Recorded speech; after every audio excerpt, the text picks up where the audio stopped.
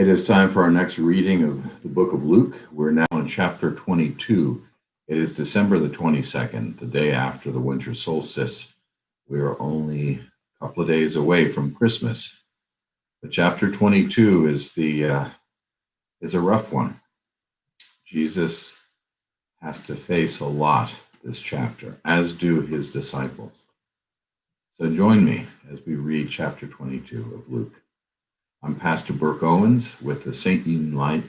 Helena United Methodist Church.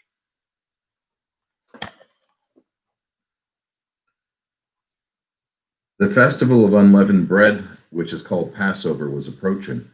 The chief priests and the legal experts were looking for a way to kill Jesus because they were afraid of the people. Then Satan entered Judas, called Iscariot, who was one of the 12 followers of Jesus. He went out and discussed with the chief priests and the officers of the temple guard how he could hand Jesus over to them. They were delighted and arranged payment for him. He agreed and began looking for an opportunity to hand Jesus over to them, a time when the crowds would be absent. The day of unleavened bread arrived when the Passover had to be sacrificed. Jesus sent Peter and John with this task: "Go and prepare for us to eat the Passover meal." They said to him, "Where do you want us to prepare it?" Jesus replied, "When you go into the city, a man carrying a water jar will meet you.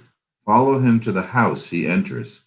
Say to the owner of the house, 'The teacher says to you, where is the guest room where I can eat the Passover meal with my disciples?' He will show you a large upstairs room already furnished. Make preparations there."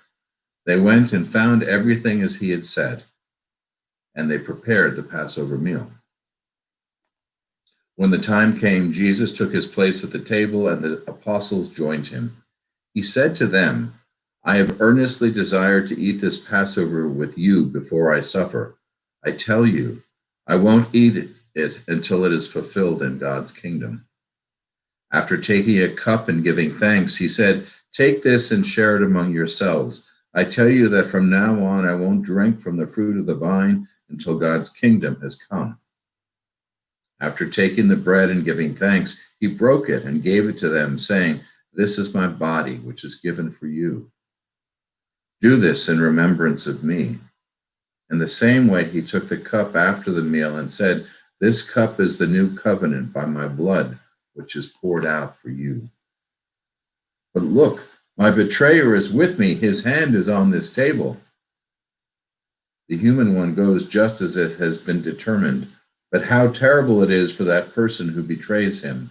They began to argue among themselves about which of them it could possibly be who would do this. An argument broke out among the disciples over which of them should be regarded as the greatest. But Jesus said to them, "The kings of the Gentiles rule over their subjects, and those in authority over them are called friends of the people.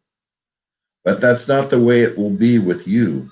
Instead, the greatest among you must become like a person of lower status, and the leader like a servant. So which one is greater, the one who is seated at the table or the one who serves at the table? Isn't it the one who serves at the table? But I am among you as one who serves. You are the ones who have continued with me in my trials, and I confer royal power on you, just as my Father granted royal power to me. Thus you will eat and drink at my table in my kingdom, and you will sit on thrones overseeing the 12 tribes of Israel. Simon, Simon, look, Satan has asserted the right to sift you all like wheat. However, I have prayed for you that your faith won't fail. When you have returned, strengthen your brothers and sisters." Peter responded, "Lord, I'm ready to go with you both to prison and to death." Jesus said to Peter, "I tell you, Peter, the rooster won't crow today before you've denied 3 times that you know me." Jesus said to them, "When I sent you out with a wallet, bag, or sandals, you didn't lack anything, did you?" They said, "Nothing." Then he said to them, "But now whoever has a wallet must take it, and likewise a bag. And those who don't own a sword must sell their clothes and buy one. I tell you that this scripture must be fulfilled in relation to me." And he was counted among criminals. Indeed, what's written about me is nearing completion. They said to him, "Lord, look, here are 2 swords." He replied, "Enough of that." Jesus left and made his way to the Mount of Olives, as was his custom, and the disciples followed him.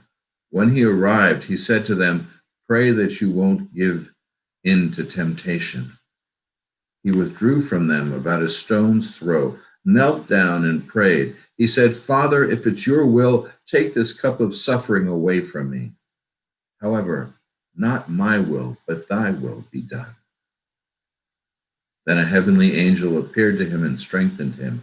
He was in anguish and prayed even more earnestly. His sweat became like drops of blood falling on the ground. When he got up from praying, he went to the disciples. He found them asleep, overcome by grief. He said to them, "Why are you sleeping? Get up and pray so that you won't give in to temptation." While Jesus was still speaking, a crowd appeared, and the one called Judas, one of the 12, was leading them. He approached Jesus to kiss him. Jesus said to him, "Judas, would you betray the human one with a kiss?" When those around him recognized what was about to happen, they said, "Lord, shall we fight with our swords?" One of them struck the high priest's servant, cutting off his right ear. Jesus responded, "Stop, no more of this." He touched the slave's ear and healed him. Then Jesus said to the chief priests, the officers of the temple guard, and the elders who had come to get him, "Have you come with swords and clubs to arrest me, as though I were a thief? Day after day I was with you in the temple, but you didn't arrest me. But this is your time, when darkness rules." After they arrested Jesus, they led him away and brought him to the high priest's house. Peter followed from a distance. When they lit a fire in the middle of the courtyard and sat down together, Peter sat among them. Then a servant woman saw him sitting in the firelight. She stared at him and said, "This man was with him too." But Peter denied it, saying, "Woman, I don't know him." A little while later, someone else saw him and said, "You are one of them too." But Peter said, "Man, I'm not." An hour or so later, someone else insisted, "This man must have been with him because he is a Galilean too." Peter responded, "Man, I don't know what you are talking about." At that very moment, while he was still speaking, a rooster crowed. The Lord turned and looked straight at Peter, and Peter remembered the Lord's words, "Before a rooster crows today, you will deny me 3 times." And Peter went out and cried uncontrollably. The men who were holding Jesus in custody taunted him while they beat him. They blindfolded him and asked him repeatedly, "Prophesy, who hit you?"